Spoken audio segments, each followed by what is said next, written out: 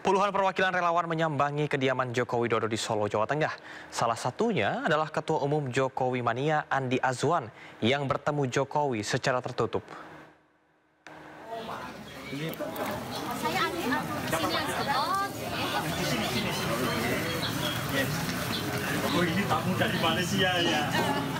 Pertemuan yang berlangsung 30 menit ini berlangsung tertutup. Menurut Andi Azwan, para relawan prihatin tentang isu ijazah dan pemakzulan Gibran yang hingga saat ini masih bergulir. Azwan mendesak kepolisian agar merampungkan permasalahan tersebut sehingga tidak ada lagi kegaduhan yang ditimbulkan.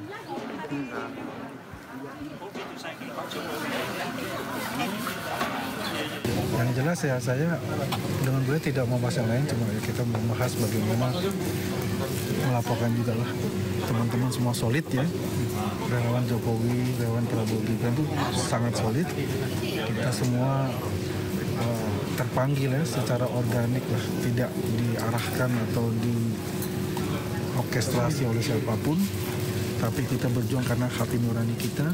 Joko Widodo saat mendaftar Pilpres 2019.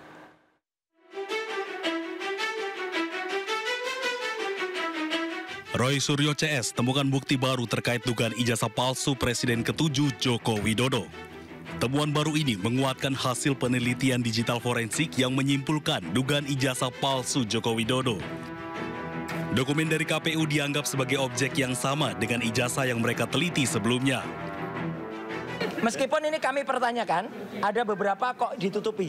Ya, jadi uji konsekuensinya, itu lagi kita bersurat lagi dengan Pak Bonatua dan Mas Michael itu yang ada di belakang sana. Kita lagi pertanyakan dan apalagi ini legalisasinya ini kan tahun 2019. Kita bersurat juga untuk yang legalisasi tahun 2014, itu juga kita minta legalisasi tahun 2005 di Jakarta, legalisasi tahun tahun 2010 yang ada di Solo juga kita minta.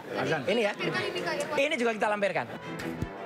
Tim Roy Suryo mendorong penyidik Polda Metro Jaya menghentikan penyidikan kasus pencemaran nama baik yang dilaporkan pihak Joko Widodo terhadap Roy Suryo. Bahwa klien kami ada temuan baru melalui data yang ditemukan di Komisi Pemilihan Umum, yakni data ijazah yang sudah dilegalisir yang itu merupakan milik saudara Joko Widodo yang pernah digunakan untuk kontestasi Pilpres pada tahun 2019 yang lalu. Nah, data ini mengkonfirmasi bahwa objek penelitian klien kami, baik yang menggunakan ahli digital forensik yakni saudara Roy Rismond Sianipar, ya Dr. Rismond Sianipar, juga menggunakan pendekatan telematika dengan error level analisisnya Bapak Roy Suryo, itu mengkonfirmasi bahwa objeknya sama, dan karena objeknya sama maka kesimpulan yang sudah disampaikan kepada publik yakni 99% ijazah itu palsu atau dengan nomenklatur yang lain ya, Dr. Rismond Sianipar menyebut ini 11.000 triliun persen palsu, makin kuat. Mereka juga menuntut untuk membuka kembali penyelidikan dugaan pemalsuan dokumen sesuai pasal 263 KUHP yang pernah dirilis oleh Barreskrim Polri. Dari Jakarta, Tim Liputan iNews melaporkan. Di saat situasi geopolitik memanas, sejumlah atlet Israel akan datang ke Jakarta mengikuti ajang World Artistic Gymnastics Championship 2025. Seperti diketahui, selama ini sikap Indonesia selalu mendukung Palestina dan menentang Zionis Israel. Namun terkait rencana kedatangan atlet Israel ke Indonesia, Menteri Luar Negeri Sugiono menyatakan itu bukan kewenangannya. Menurut Menlu, hal tersebut sepenuhnya berada di pihak imigrasi karena berkaitan dengan visa. Kemlu hingga saat ini tidak pernah menerima permintaan izin terkait kehadiran atlet Israel. Namun Kementerian Luar Negeri akan terus memantau pergerakan rencana kedatangan atlet Israel. Apalagi penyelenggara acara World Artistic Gymnastics Championship 2025 adalah Persatuan Senam Indonesia atau Persani. Proposal tersebut yang sedang dibicarakan. Ya. Saya monitor, ya kan. Tapi ini yang menyelenggarakan kan Persani ya. Kita lihat perkembangannya seperti apa. Dari Kemenlu sendiri gimana tanggapannya, Mas? Mengizinkan kedatangan atlet itu yang menyelenggarakan Persani, Kementerian Luar Negeri tidak ada permintaan izin atau segala macam, nggak ada prosesnya kan. Apa yang ditindaklanjuti? Menerima dari Israel masuk ke Indonesia? Kalau misalnya menerima atau tidak, itu akan ditentukan apakah mereka diberikan visa atau tidak, dan itu bukan oleh Kementerian Luar Negeri. Siapa yang berwenang? Mas yang bisa ditanyakan mengenai hal ini? Apakah pihak dari atlet Israel Dari Persani. Indonesia? Dari Persani atau dari imigrasi? Kan yang mengeluarkan visa itu kan dari imigrasi ya. Jika disetujui, apakah dari pihak Kemenlu akan ada usulan lain atau tindakan lain gitu, Mas? Itu pertanyaan yang sifatnya hipotetikal, ya kan? Jadi, kita... Sementara itu, Gubernur Jakarta Pramono Anung menunjukkan ketegasan menolak kedatangan atlet Israel ke Jakarta. Menurutnya, imigrasi tidak usah mengeluarkan visa terhadap para atlet Israel karena akan menyulut kemarahan publik. Pertama tentang atlet Israel kalau ke Jakarta, tentunya sebagai Gubernur Jakarta dalam kondisi seperti ini pasti saya tidak mengizinkan.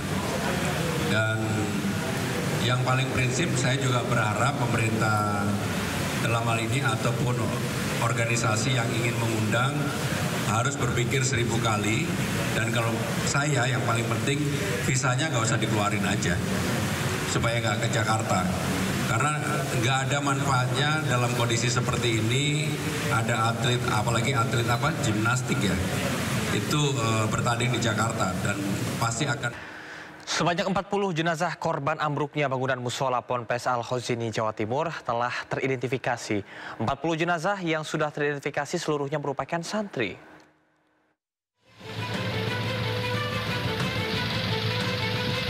Memasuki hari ke-10 proses identifikasi korban robohnya musola di Pondok Pesantren Al-Khozini, Sidoarjo, Jawa Timur, tim DVI RS Bayangkara Polda Jawa Timur berhasil mengidentifikasi 40 jenazah yang diduga seluruhnya adalah santri. Dalam proses identifikasi, tim DVI mencocokkan data korban dengan data postmortem dan antemortem yang sudah dikumpulkan dari keluarga korban. Sementara salah satu yang mempermudah adalah foto wajah keluarga korban yang terlihat bentuk giginya. 6 kantong jenazah teridentifikasi pada hari Rabu. Sampai dengan hari ini, tim gabungan telah berhasil mengidentifikasi total 40 korban dari 67 kantong jenazah yang kami terima di pos DVI.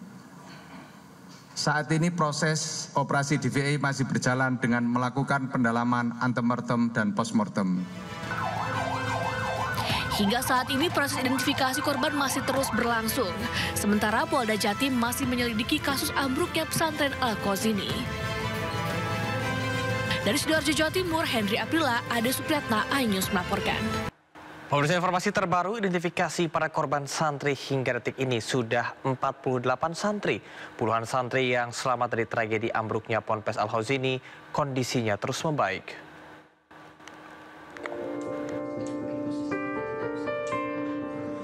Meski sempat kritis, Syahlendra Haikal alias Haikal 13 tahun warga Probolinggo, salah satu korban selamat ambruknya musola Ponpes Al-Khozini di Buduran, Sidoarjo, kini kondisinya mulai membaik.